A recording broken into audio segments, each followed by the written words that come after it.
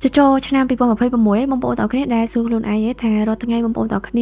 ាកំពុងតែរស់នៅជាមួយទម្លាប់ដែលធ្វើឲ្យជីវិតបងប្អូនទាំងអស់គ្នាដុនដាបទៅឬក៏រស់នៅជាមួយទម្លាប់ដែលរីកចម្រើនបើសិនជាបងប្អូនទាំងអស់គ្នាចង់ឲ្យជីវិតបងប្អូនទាំងអស់គ្នាប្រសើរជាងមុនសូមមើលវីដេអូនេះឲ្យបានដល់ចប់ព្រោះថាចំណុចចុងក្រោយគឺជាចំណុចសំខាន់ជាងគេហើយថ្ងៃនេះខ្ញុំនឹងចែករំលែកទម្លាប់ទៅប្រចាំថ្ងៃដើម្បីជួយឲ្យបងប្អូនទាំងអស់គ្នាអាចកែប្រែខ្លួនឯងឲ្យល្អជាងមុនបានចំណុចទី1ការកំណត់គោលដៅជីវិត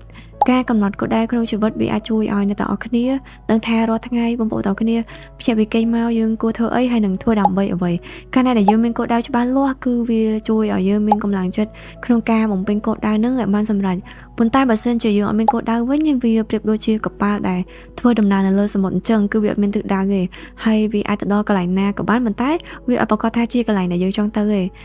ហើយមនុស្សយើងដូចគ្នាបើសិនជាយើងអត់មានគោលដៅច្បាស់លាស់ពេលដែលយើងភ្ញាក់ពីគេងមកប្រកាសជាយើងមិនចង់ក្រោកព្រោះដឹងថាខកមកដើម្បីអីដូច្នេះហើយអ្នកទាំងអស់គ្នាត្រូវតែស្វែងរកគោលដៅរបស់ខ្លួនឯងឲ្យឃើញហើយបន្ទាប់មកបន្តធ្វើសកម្មភាពជារៀងរាល់ថ្ងៃដើម្បីឲ្យទៅដល់គោលដៅរបស់យើងចូលដល់ចំណុចទី2អានសៀវភៅឬក៏ស្ដាប់វីដេអូលើកទឹកចិត្តមនុស្សដែលមិនសូវអានសៀវភៅពេលដែលគាត់ជួបបញ្ហាហើយអត់មានអ្នកជួយចាំពិភាក្សាទៀតភាគច្រើនគឺគាត់ងាយប្រឈមទៅនឹងជំងឺ stress ព្រោះថាពួកគេអត់ដឹងពីរបៀបក្នុងការដោះស្រាយបញ្ហាការអានវាមិនត្រឹមតែជួយឲ្យយើងកាត់បន្ថយ stress តែប៉ុណ្្នឹងទេប៉ុន្តែវាថែមទាំងជួយឲ្យយើងដឹងពីរបៀបក្នុងការដោះស្រាយបញ្ហាផ្ដោតអារម្មណ៍បានល្អក៏ដូចជាមានការគិតវិជ្ជមានហើយនឹងមិនងាយបាក់ទឹកចិត្តតែបើសិនជាអ្នកទាំងអស់គ្នាលបលអត់មានពេលគ្រប់គ្រាន់ក្នុងការអានសៀវភៅទេយើងអាចស្ដាប់ជាប្រភេទវីដេអូលើកទឹកចិត្តនៅលើបណ្ដាញសង្គមដូចជា YouTube ជាដើមហើយពេលដែលយើងធ្វើដំណើរបដាយើងអាចស្ដាប់បដាវាថែមទាំងជួយឲ្យយើងចំណេញពេលវេលាហើយនឹងទទួលបានចំណេះដឹងថែមទៀតចំណុចទី3ការចេះរៀបចំខ្លួនឲ្យមានរបៀបរៀបរយការរៀបចំខ្លួនឲ្យមានរបៀបរៀបរយគឺវាមិនមែនសំដៅទៅលើការស្លៀកពាក់ថ្លៃឬក៏ការប្រើប្រាស់របស់ថ្លៃទេប៉ុន្តែសំខាន់ថាមើលទៅសមសួនស្អាតហើយនឹងរបៀបមានរបៀបរៀបរយហើយឬនៅរបៀបរៀបរយបង្ហាញពីវិន័យភាពថ្លៃថ្នូរហើយនឹងទម្លាប់រស់នៅដែលធ្វើឲ្យយើងទទួលបានការគោរពទៅសារពីអ្នកដទៃដូច្នេះហើយយើងត្រូវចេះរៀបចំខ្លួនឯងឲ្យមានភាពស័ក្តិសមដើម្បីផ្ដល់តម្លៃឲ្យខ្លួនឯងបើសិនជាយើងអត់ផ្ដល់តម្លៃឲ្យខ្លួនឯងទេអ្នកដទៃក៏អត់ផ្ដល់តម្លៃឲ្យយើងដូចគ្នាដែរចំណុចទី4ត្រូវមានភាពឧស្សាហ៍ព្យាយាមភាពឧស្សាហ៍គឺវាមិនមែនសំដៅទៅលើការធ្វើការច្រើនតែប៉ុណ្្នឹងទេប៉ុន្តែគឺវាសំដៅទៅលើការធ្វើការចេញពីចិត្តហើយនឹងប្រកបទៅដោយគុណភាពមនុស្សជោគជ័យមិនមែនមកធ្វើការលំឲ្យរួចតែពីដៃទេប៉ុន្តែពួកគេខិតខំប្រឹងប្រែងបំពេញកិច្ចការមិនខ្លាចនឿយហត់ហើយនឹងមានភាពទំនួលខុសត្រូវទៅលើការងាររបស់ពួកគេចំណុចទី5រៀនមិនចេះចប់បច្ចុប្បន្នគឺជាសម័យបច្ចេកវិទ្យាពិភពលោកតែងតែមានការផ្លាស់ប្ដូរជារៀងរាល់ថ្ងៃដូច្នេះហើយយើងគ្រប់គ្នាក៏គួរតែរៀនជារៀងរាល់ថ្ងៃដែរការស្វែងរកចំណេះដឹងថ្មីវានឹងធ្វើឲ្យយើងមានចំនួនចិត្តទៅលើខ្លួនឯងក្លាហានជួបមនុស្សថ្មីក៏ដូចជាត្រៀមខ្លួនទទួលបានឱកាសការងារថ្មីផងដែរចំណុចទី6ចាយពេលវេលាឲ្យមានប្រយោជន៍ពេលវេលាគឺមាន24ម៉ោងស្មើគ្នាសម្រាប់មនុស្សគ្រប់គ្នាប៉ុន្តែភាពខុសគ្នានោះគឺរបៀបក្នុងការប្រើប្រាស់ពេលវេលាមនុស្សមួយចំនួនគឺគាត់ចូលចិត្តចំណាយពេលវេលា scroll ទៅលើ social media រាប់ម៉ោងតាមដានទៅលើរឿងអត់ប្រយោជន៍ដូចជាការតាមដានទៅលើខ្សែជីវិតគ្រួសារនរណាម្នាក់នៅក្នុងបណ្ដាញសង្គម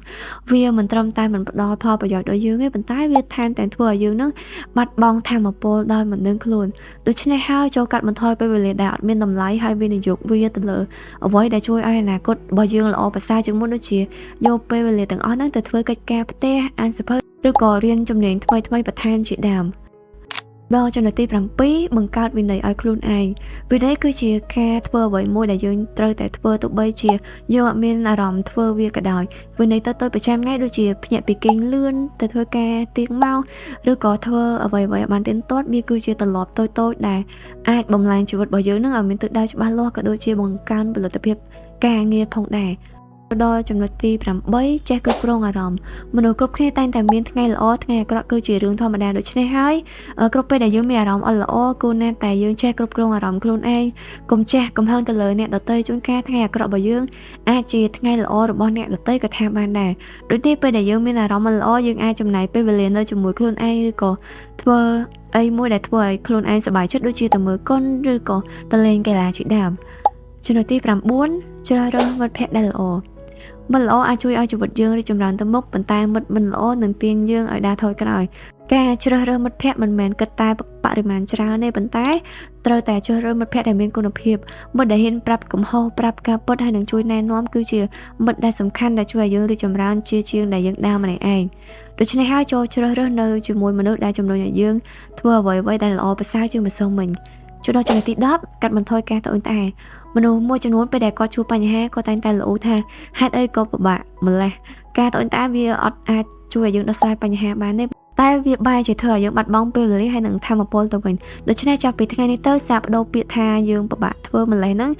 ទៅជាខ្ញុំនឹងព្យាយាមធ្វើវាឲ្យបានល្អឈប់ត្អូញត្អែរហើយនឹងចាប់ផ្ដើមកែលម្អខ្លួនឯងនោះយើងនឹងឃើញថាជីវិតយើងនឹងផ្លាស់ប្ដូរប៉ុណ្ណាចូលដល់ចំណុចទី11រៀនសន្សំលុយការសន្សំគឺជាទម្លាប់ដ៏ល្អសម្រាប់យើងទាំងអស់គ្នាវាជួយឲ្យយើងមានស្ថិរភាពផ្នែកហិរញ្ញវត្ថុពេលដែលយើងចង់ធ្វើអីមួយយើងមានដើមទុនសម្រាប់ប្រកបរបររស់ស៊ីស្រាប់ហើយយើងអត់ចាំបាច់ខ្ចីលុយអ្នកដទៃទេចង់ទិញអីមួយយើងអាចទិញខ្លួនឯងបានហើយអត់ចាំបាច់ពឹងលុយឪពុកម្ដាយមនុស្សដែលគាត់ចេះសន្សំគឺជាមនុស្សដែលគាត់មានគំនិតចេះគិតគូរបានវែងឆ្ងាយអញ្ចឹងបើសិនជាអ្នកទាំងអស់គ្នាអត់ដឹងពីរបៀបសន្សំទេអ្នកទាំងអស់គ្នាអាច scroll ទៅមើលវីដេអូចាស់បានព្រោះនៅក្នុងនោះខ្ញុំមានប្រាប់ពីរបៀបក្នុងការសន្សំលើអក្សរផងដែរចូលដល់ចំណុចចុងក្រោយដែលជាចំណុចសំខាន់ជាងគេនោះគឺការថែរក្សាសុខភាពឲ្យបានល្អសុខភាពល្អគឺពិតជាមានតម្លៃខ្លាំងណាស់ដែលមានតម្លៃដល់ថ្នាក់លុយក៏អាចទិញបានដែរប៉ុន្តែយើងអាចប្រើលុយនោះដើម្បីថែរក្សាសុខភាពរបស់យើងដូចជាចំណាយទៅលើការញ៉ាំអាហារល្អៗដើម្បីសុខភាព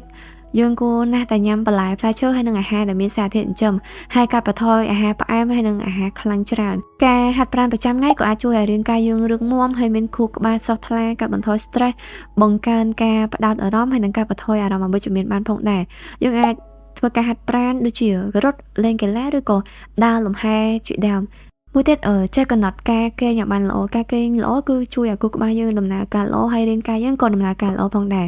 ដូច្នេះហើយកាលណាដែលយើងមានសុខភាពល្អយើងអាចប្រកបមុខរបរឬក៏ការងារបានល្អតាមនឹងដែរដូច្នេះសង្ឃឹមថា12ចំណុចនេះអាចជួយឲ្យបងប្អូនទាំងអស់គ្នាអាចកែប្រែទម្លាប់ចាស់ៗបានខ្លះហើយបើសិនជាបងប្អូនទាំងអស់គ្នាបដិញ្ញាចិត្តថាចង់ចាប់ផ្ដើមផ្លាស់ប្ដូរខ្លួនឯងសម្រាប់ឆ្នាំ